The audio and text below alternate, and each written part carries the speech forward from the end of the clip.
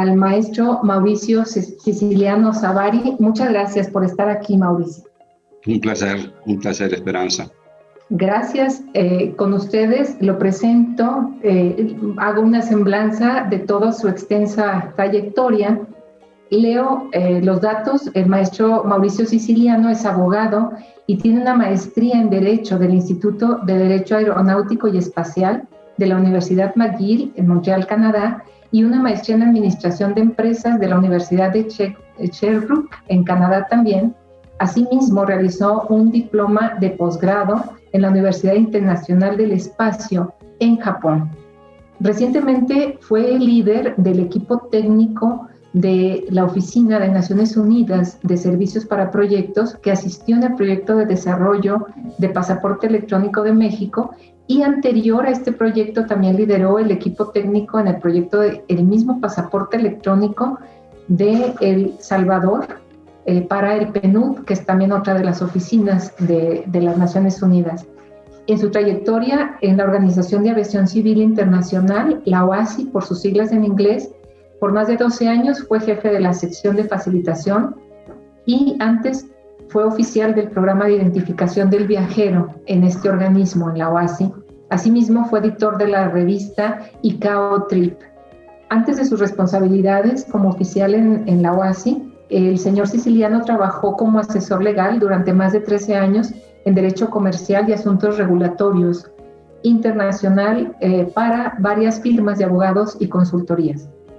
El señor Siciliano también fue profesor de Política y Derecho Aeroespacial en la Escuela Politécnica de la Universidad de Montreal durante 7 años y fue parte del equipo de capacitación del personal de aeropuertos del programa de formación a los gerentes de aeropuertos establecidos por la OACI, IATA y el Consejo de Aeropuertos Internacionales. Actualmente dirige su propia empresa de consultoría en temas de gestión de identificación, control de fronteras, facilitación y movimiento de pasajeros, implementación de regulaciones y mejores prácticas respecto del tema de salud pública, específicamente un tema de actualidad con la pandemia que se vive, así como el establecimiento de corredores de salud, de aviación civil y de fronteras, y se encarga de la organización también de eventos regionales.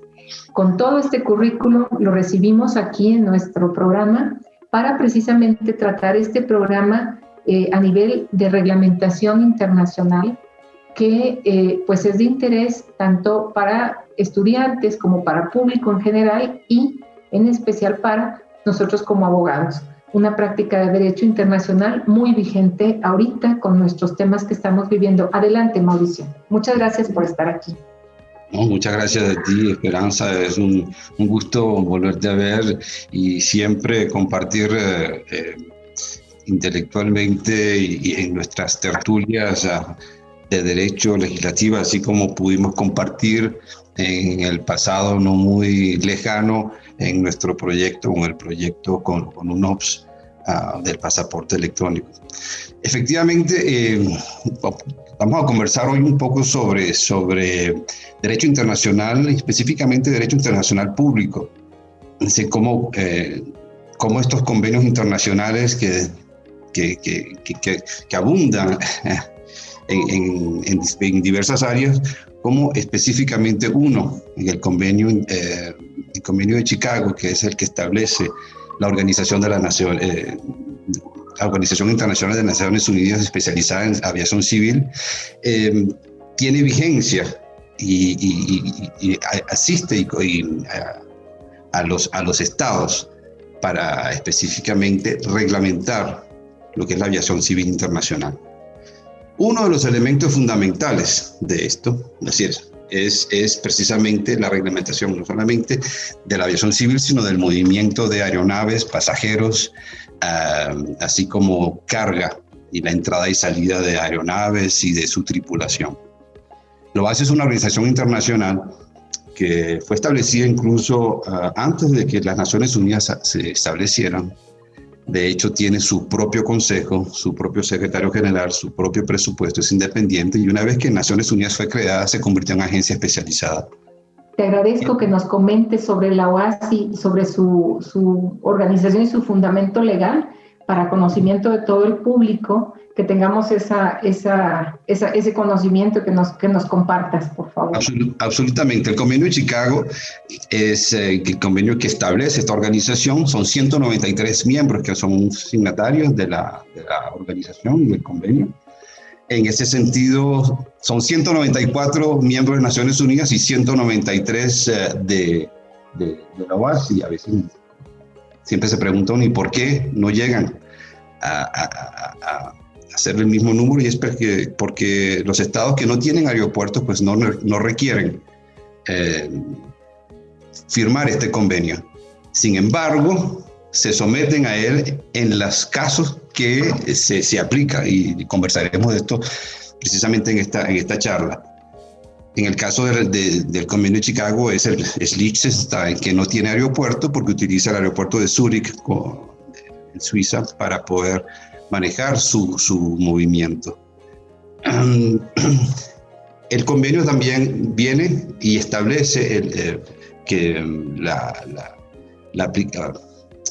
la emisión de lo que llaman los anexos, y esos anexos cubren todas las áreas que tienen que ver con la navegación aérea, la seguridad y la seguridad de la navegación. Aspectos importantísimos. Y este convenio y estos anexos, que son de derecho público internacional, son después tomados, adaptados y recogidos nacionalmente, incorporados a nivel legislativo, para que a nivel nacional, pues estas normas de derecho internacional público, pues pasen a ser de derecho nacional y aplicadas. Yo diría que de derecho internacional público, de todos estos elementos que como estudiantes vimos y después como profesionales trabajamos, yo diría que es uno de los mejores ejemplos de incorporación de derecho internacional público a nivel nacional, pero así como también de eficacia y de incorporación. Todo lo que se establece a nivel de reglamentación internacional en el seno de esta organización y sus grupos de expertos es incorporado posteriormente a nivel nacional por las agencias, en este caso, por ejemplo, en el caso de México, la Aviación Civil Mexicana, así como otras agencias que lo deben incorporar.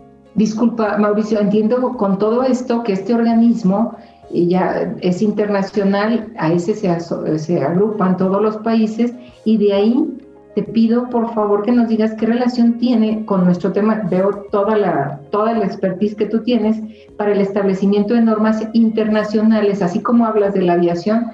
¿Qué relación tiene este organismo con las normas internacionales precisamente para la identificación de documentos de viaje, como por ejemplo la emisión de pasaportes, que sería parte de tu tema, que te pediré que retomes? Vamos a tener que partir a un corte, dividirnos un poco, que por favor al regresar nos hables sobre esto, sobre esta parte de la identificación en pasaportes, por favor. Volvemos en un momento. ¿Nos permites, Mauricio, por favor? Gracias. Listo. Gracias a todos.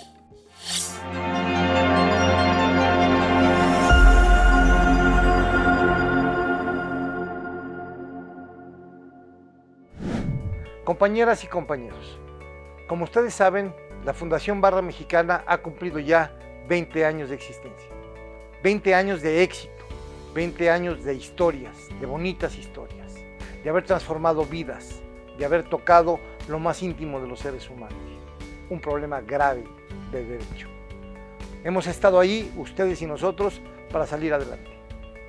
Hace 2 años que la Fundación se independizó financieramente.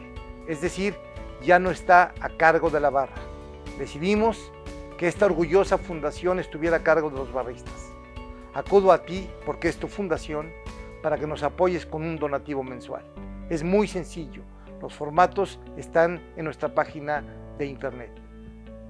Hago el llamado a todos mis compañeros hoy para que juntos podamos seguir caminando muchos años más. Muchas gracias.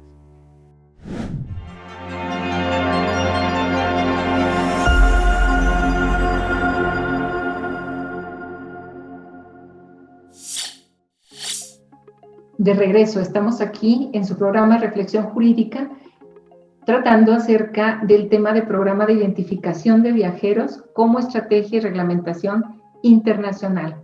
Mauricio, por favor, nos quedamos en la parte de las normas internacionales que derivan de la OASI, de aviación civil, para la emisión de documentos de viaje. Platícanos, por favor. Sí, con mucho gusto. La OASI es la única agencia de Naciones Unidas que tiene la facultad, o que ha sido mandatada por el resto de las organizaciones para reglamentar lo que tiene que ver con la identificación de los pasajeros, de las personas. Y es así como antes estábamos hablando del Convenio de Chicago y sus anexos. Uno de sus anexos es el anexo de facilitación.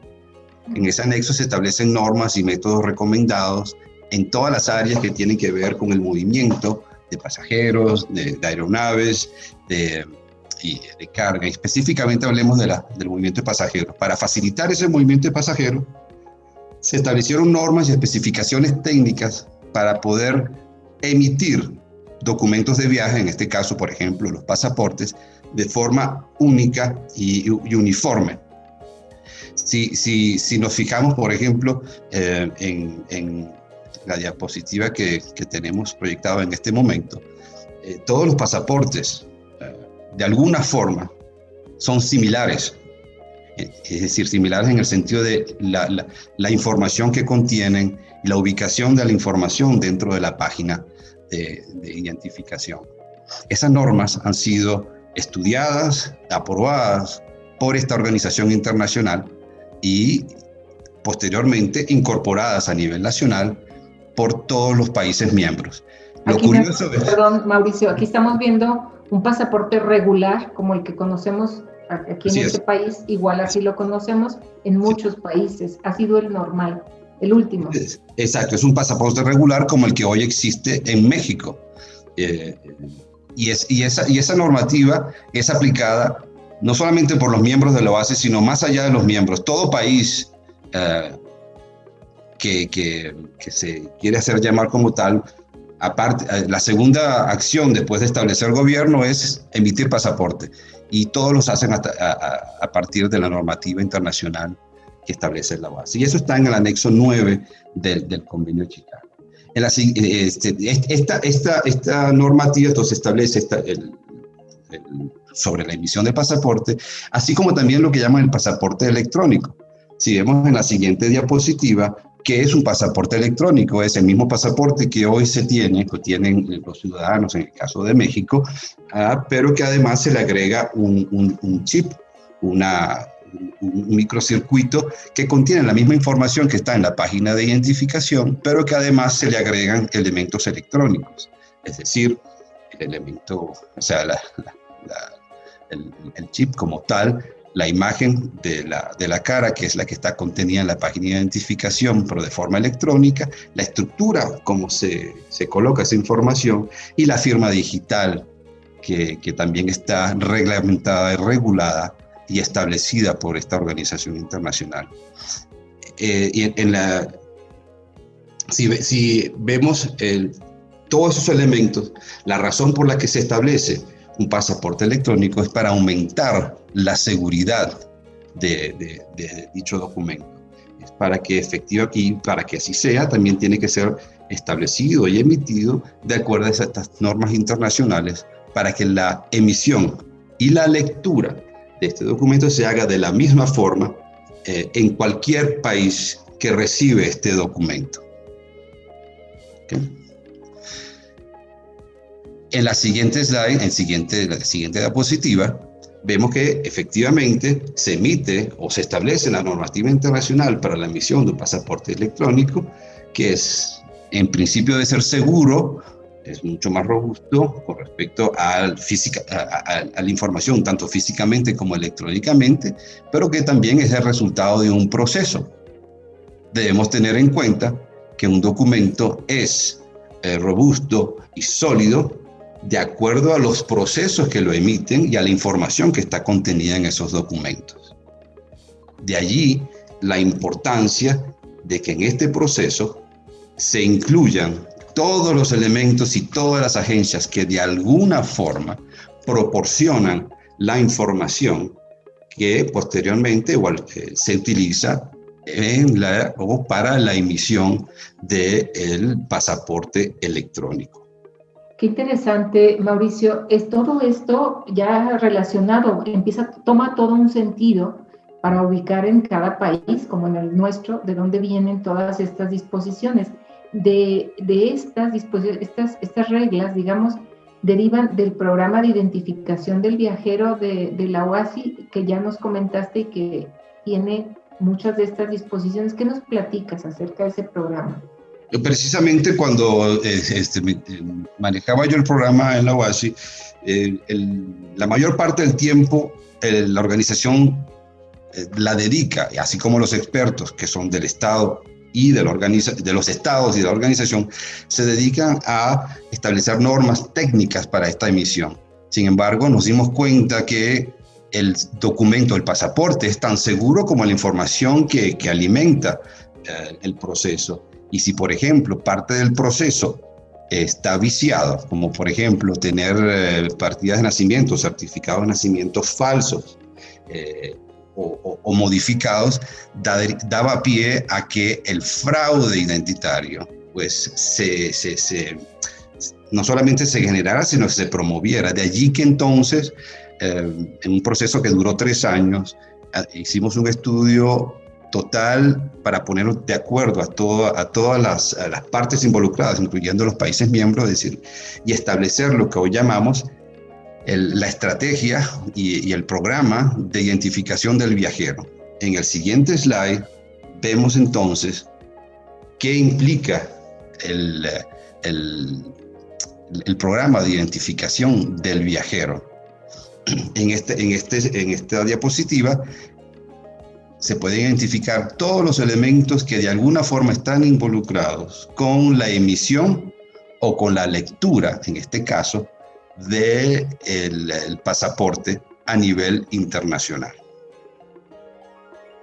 Si nos fijamos en la imagen, allí también, en el caso de México, traté de identificar las organizaciones o las agencias que de alguna forma están involucradas con el programa o que debieran estar involucradas idealmente con el programa y que deben entonces coordinar entre sí para poder entonces producir y emitir un documento seguro y sólido, que llamamos también robusto,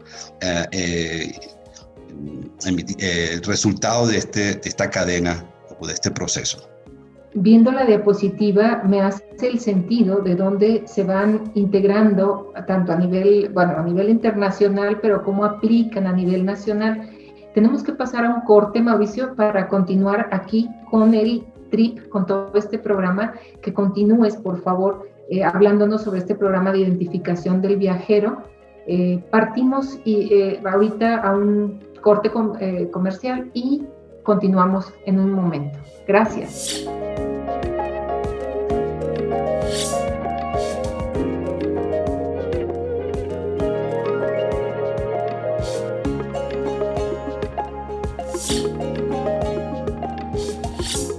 Continuamos. Estamos de regreso en su programa Reflexión Jurídica.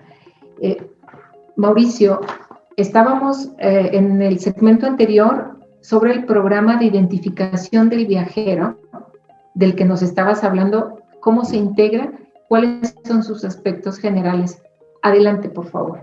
Sí, con mucho gusto. El programa de identificación del viajero entonces tiene su origen en querer reforzar e identificar todas las agencias que están relacionadas de alguna forma, tanto con la emisión como con la lectura o el uso de la información que está contenida en el pasaporte o el documento de viaje, y se establece como estrategia internacional y es impuesta a los países a través del convenio de Chicago, su anexo 9, así como las resoluciones de la Asamblea General, tanto de la OASI como del Consejo de Seguridad de Naciones Unidas.